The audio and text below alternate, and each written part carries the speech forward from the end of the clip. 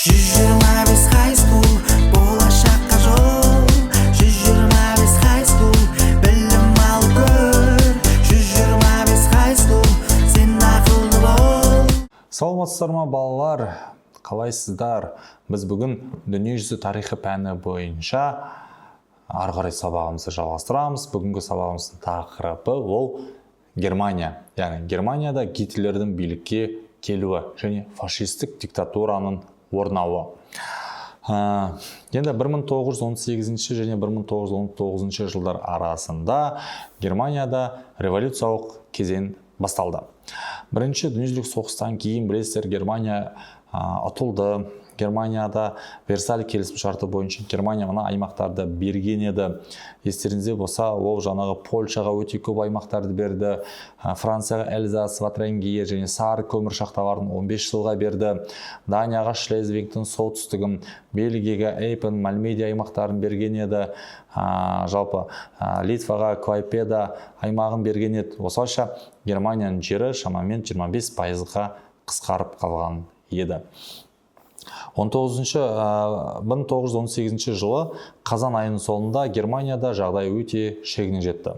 Себебі елдегі жұмысшылар мен әскери депутаттардың кеңестері пайда бола бастады. Елде революция алып келген жағдай халықтың кедейшілігі мен халықтың жасаған әрекеттері. Яғни 1918 жылы елде солтүстігінде Кила деп аталатын қалада революция басталады, яғни Кила деп аталатын қала дейікші, сол қалада революция басталады, кейін революция орналасқан Берлин қаласына дейін жетеді. Енді Кила қаласында бізде теңізшілердің ереуілі басталады, сол ереуіл Берлинге дейін жетіп, 9 қарашада елдің патшасы 2-ші Вильгельм император, яғни кайзер елден қашып кетеді. Вильгельм елден қашып кеткеннен кейін Германияда республика орнайды. Германияда билікке ГСДП деп аталатын партия билікке келеді. Яғни Герман социалистік демократиялық партиясы билікке келген еді. Бұл партияның өкілдерінің ішінде 3 ағымға бөлінді. Ең қараңдар, бұл партияның негізгі басшысы Эберт деп аталатын кісі болды. Одан бөлек бұл партияның ішінде ерекше бір мемлекет пайда болды. Ол Веймар республикасы деп аталатын жаңа мемлекет құрылған еді. Веймар қаласы астанасы болды және Веймарлық конституциясы құрылған еді. Жаңа біз айтқандай, Герман социалистік демократиялық партиясының Герман тәуелсіз социалистік демократиялық партиясы бөлініп шықты. Оның басшысы Либних, одан бөлек Либних пен Люксембург құрған Спартак одағы деп аталатын жаңа бір партия құрылған еді.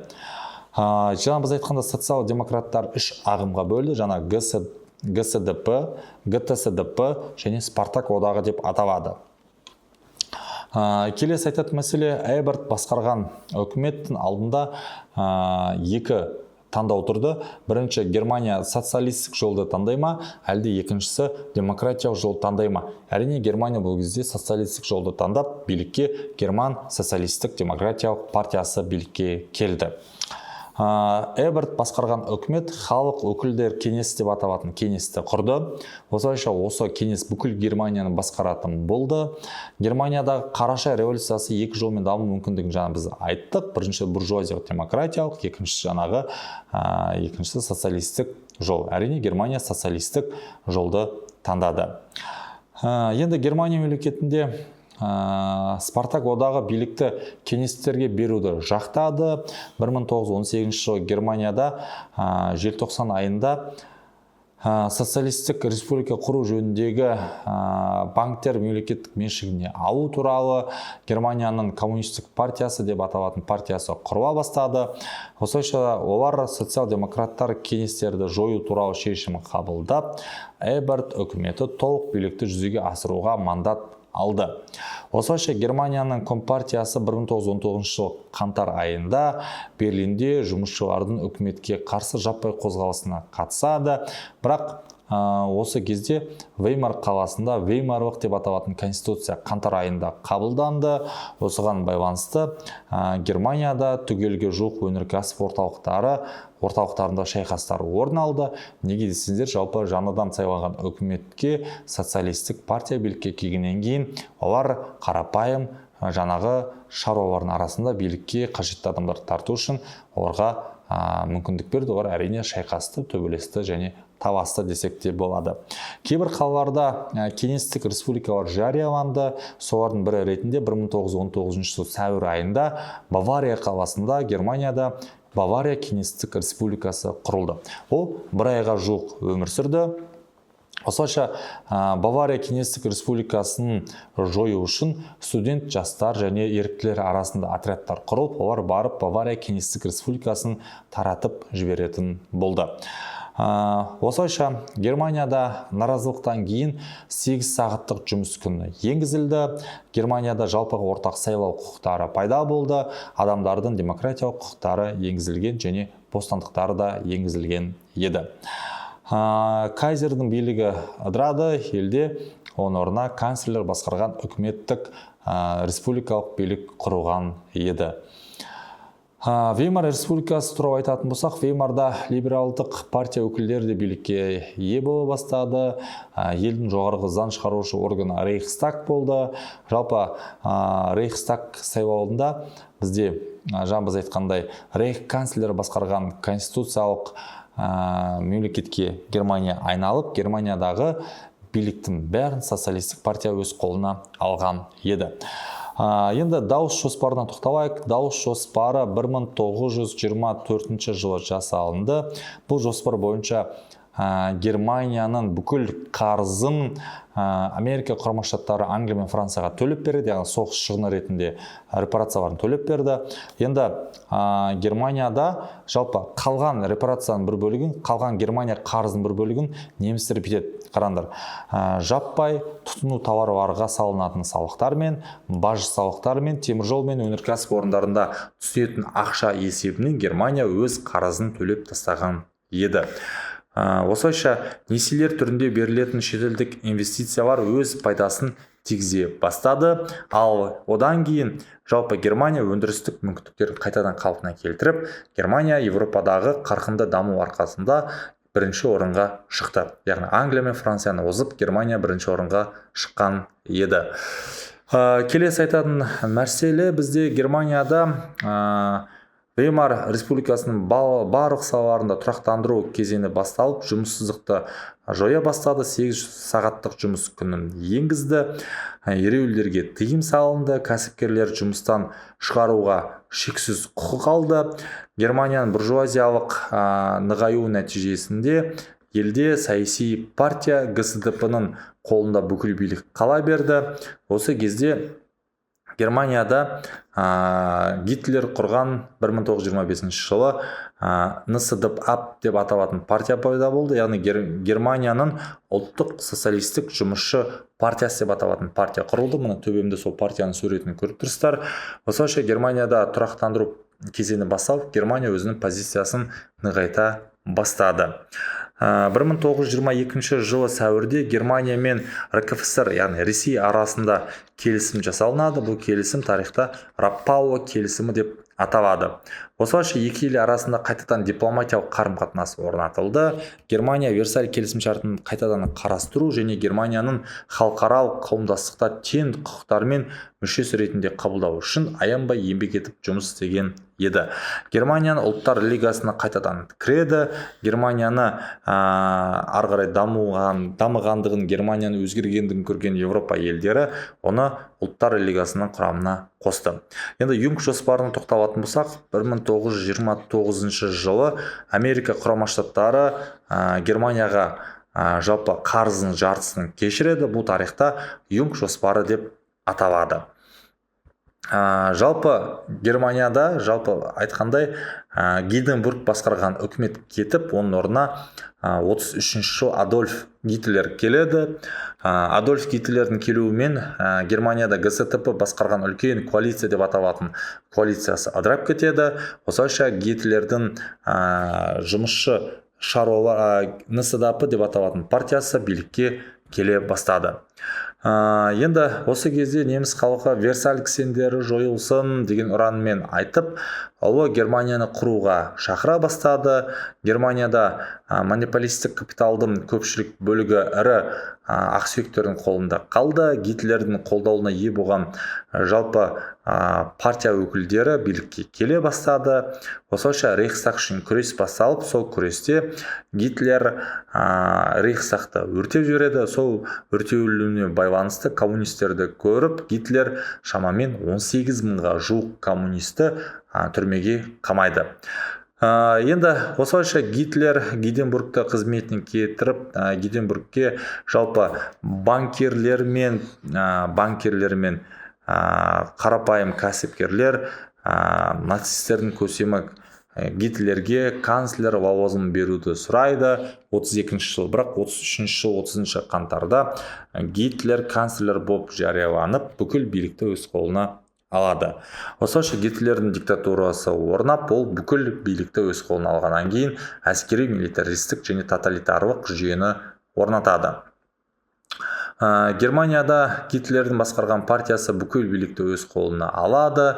Германия экономикасы қарқынды түрде және табысты түрде дами бастады. Мына төбемде суретте көріп тұрғандарыңызда Гитлердің жанында отырған Гинденбург, ол Веймар республикасының президенті еді. Ал одан кейінгі екінші адам Гитлер болды. Гитлер кейін Гинденбургтың көзін құртып, Германияның толыққанды басшысына айналады.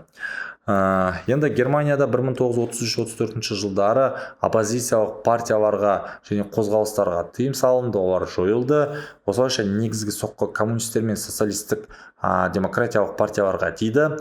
Партиялардың қызметтеріне тыйым салынды, олардың өкілдеріне көбінесе түрмеге қамалынды. Фашистік партия жалғыз басқарушы партия болып қалу тиіс болды, солай қалды. Германияда еңбек майдан деп аталатын майдан қалыптасып, оны жаңағы Гитлердің партиясы басқарған еді. Министрліктер мен мекемелерді тазарту жұмыстары жүргізіліп, тек қана нацистерден құрылған партия елді басқару керек болды. Фашистер жаппай адамдарды тұтқындап, оларды азаптай бастады. Осылайша 18 мыңға жуық коммунисті түрмеге қамалынды. Гитлер осы кезде нәсілдік тіршілік аймағы деп аталатын аймақта жауап алуға тырысты, себебі бұл Германия үшін өте маңызды аймақтардың бірі болып саналды. Енді елде нәсілшілдік, шовинизм, национализм, пангерманизм, антисоциализм секілді идеологиялық саясаттар жүргізілді. Германия мемлекеті жаңағы еврейлерге қарсы, нәсілдік басқа нәсілдерге қарсы, монархияға қарсы, жалпы социалисткейлерге қарсы және Германия біріктіру үшін осындай саясатты жүргізуге тура келді. Осылайша Германияда жұмыссыздарға жұмыс, жоғарғы жалақы, жақсы еңбек шарттары, одан бөлек шаруаларға жалдау ақысын төмендету үшін, одан бөлек субсидиялар беру үшін, кішігірім саудагерлер мен қолөнершілерге салықты төмендету үшін және арзан несиелерді енгізу үшін, бұрынғы офицерлерге және жаңа әскерді жинау үшін, ескі әскерді қайтару үшін Гитлер уәде беріп, сондай шараларға өте бастады. Осылайша миллиондаған саудагерлер, қолөнершілер, шаруалар, қызметкерлер, шенеуніктер, офицерлер және артта қалған жұмысшылар фашистердің әлеуметтік және ұлттық ұрандарына ере бастады. Осылайша прогрессивті неміс немесе шетелдік авторлардың шығармаларында отқа өртей бастады. Яғни Гитлерді саясаты толыққанды кетті. Басқа европалық кісілердің шығармалары, француздардың, ағылшындардың, американдық және орыстардың кітаптары отқа өртеліп, гитлерлік саясаттағы кітаптар шығарыла бастады. Осылайша тәрбиелік мақсаттағы милитаристік, шовинистік және нәсілшілдік тәрбие беру мақсатында жас немістерге мынандай ұйымдар құрды. Ол Юнгфольк, Гитлер Юнгленд, неміс қыздар одағы сияқты ұйымдар құрылды. Олар әрине оқушылардың санасын бұрмалай бастады. Одан бөлек Германияда 33 жылы құпия полиция деп аталатын гестапо ұйымы құрылды. Ол Германияда Гитлердің режимін сақтауға тырысты, қарсыластарды жойды. Одан бөлек Бухенвальд, Дахау, Равенсбюрг Малтхаузен және Заксенхаузен, Флоссенбург секілді концлагерлер құрылып, ол жерде жаңағы Гитлердің қарсыластары, еврейлер, басқа ұлт өкілдері еңбекпен жазасын өтеді, жұмыс істеді, сол жерде азаптауларға ұшыраған еді.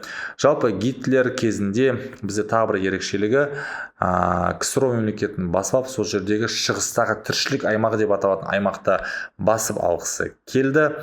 Осылайша Версаль кісендерін жойып, Германия өзінің тәуелсіздігін ала бастады. Германия 33 жылы 14 қазанда Ұлттар лигасынан шығып кетті. Оған себеп ретінде Германия Саар аймағын қосып алады 35 жылы. Одан бөлек Германияда орналасқан Рейн деп аталатын аймақтарды демобилизациялап, осы жерлерді 36 жылы Гитлер қосып алып, сол жерге әскерін кіргізеді. Осылайша Гитлер 35 жылы Англиямен теңіз әскери келісіміне қол қояды. Осылайша Гитлерге әскер ұстауға және теңіз флот ұстауға және суасты кемелерін ұстауға құқық ала бастады. Бұл келісім Англия мен Германия жасаған келісімі. Англияда Версаль келісім шартын бұзып жатыр, және Германияда Версаль келісім шартын бұзып жатқандығын көрінісі саналады. Осылайша Германия мемлекеті Европадағы ең күшті елге айналып шыға келді.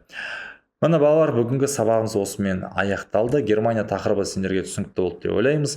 Келесі сабаққа дейін кездескенше сау болыңыздар. 20 high school.